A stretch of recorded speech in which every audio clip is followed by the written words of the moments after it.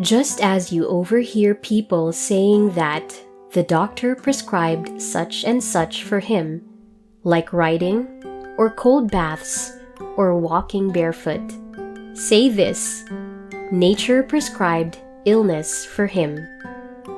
Marcus Aurelius. Just like a doctor suggests treatments for physical problems, Aurelius suggests that nature might also give us the prescription of illness in its own way.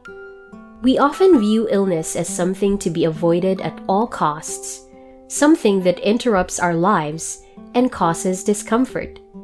But what if, in the bigger picture, illness has a purpose beyond our immediate understanding? The phrase, nature prescribed illness for him, encourages us to realize the connection between life and health. It's like they're two sides of the same coin.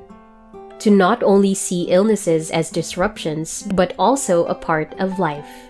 So when we meditate about Aurelius' idea, we realize that being sick might not just be about feeling bad.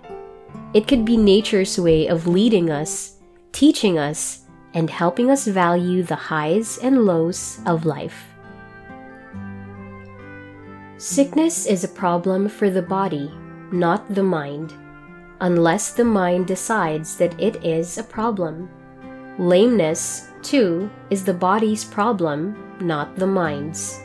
Say this to yourself, whatever the circumstance, and you will find without fail that the problem pertains to something else, not to you. Epictetus. The nature of sickness or ill health undeniably presents a challenge that impacts our physical well-being. The idea of poor health itself resides in the body, but it's our mind's interpretation that has the potential to magnify it into a worse issue.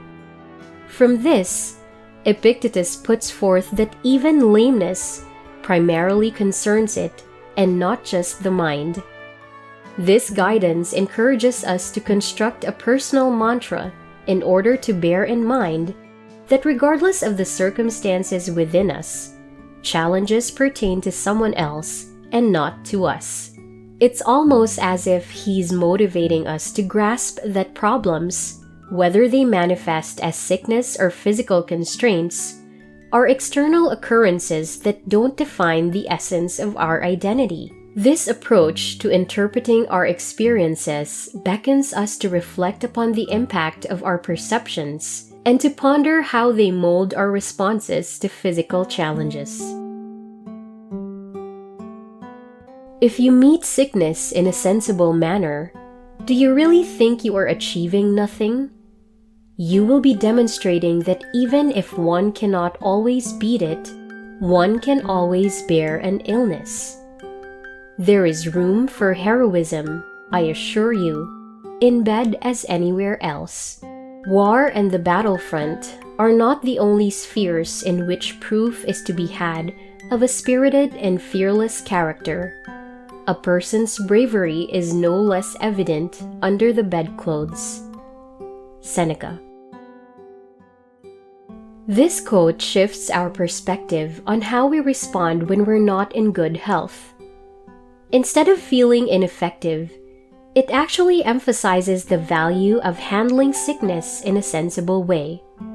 When the quote states, "Even if one cannot always beat it, one can always bear an illness," it's highlighting that there are times when we might not fully recover from the sickness, yet we can still move forward with it. Despite not completely conquering sickness, we can display resilience by facing it with positivity. This demonstrates our ability to endure challenging moments without letting them defeat us. It also touches on the concept of bravery and strength when confronted with difficulties, much like a hero. We become heroes for ourselves and our loved ones as we opt to stand strong in the face of the illnesses we're dealing with. It's worth considering that bravery extends beyond dramatic moments, as it includes confronting challenges with a constructive attitude, even when we're not feeling our best. It is part of the cure to wish to be cured. Seneca.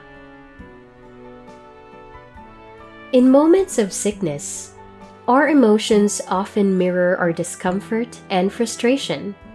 We frequently yearn for a return to normalcy, to be liberated from discomfort and constraints. Seneca proposes that desiring to be well is not merely a passive wish, but an active influence that contributes to the restoration of our health. It's an encouragement to involve ourselves in our health journey on both physical and mental levels. Through acknowledging the power of our intention, we commence a journey into a dimension of healing that goes beyond mere medical intervention. This insight extends an invitation for us to embrace our longing for well-being as a proactive and dynamic force that collaborates with medical care, casting light on the intricate relationship between our intentions, our body's response, and our path to recovery. One exaggerates, imagines, anticipates affliction. Do not let us build a second story to our sorrow by being sorry for our sorrow. Marcus Aurelius. When we encounter sickness or poor health, we often find ourselves inflating the severity of our conditions, painting worst-case scenarios, and anticipating the difficulties that may come. Now let's consider the idea of building a second story to our sorrow. This metaphor vividly illustrates our emotional response, likening it to the creation of an unnecessary layer of distress over our initial troubles. The intriguing aspect emerges when Marcus Aurelius counsels against adding to our sorrow by being sorry for feeling sorrow. It's like he's prompting us to prevent our emotions from spiraling further, to avoid deepening our sadness by feeling remorseful for experiencing sadness in the first place. It's like he's prompting us to prevent our emotions from spiraling further, to avoid deepening our sadness by feeling remorseful for experiencing sadness in the first place. In essence, Marcus Aurelius is guiding us to be mindful, to recognize our feelings without allowing them to grow beyond proportion. His wisdom nudges us to approach both physical and emotional discomfort with a calm perspective, urging us to resist piling unnecessary layers of distress onto our struggles. Finally, through these words, we're reminded that our mental attitude holds the power to shape our perception of illness, potentially transforming it from a mere inconvenience into an opportunity for growth. With that, this is again Powerful Quote. Thank you for watching, and see you in the next video.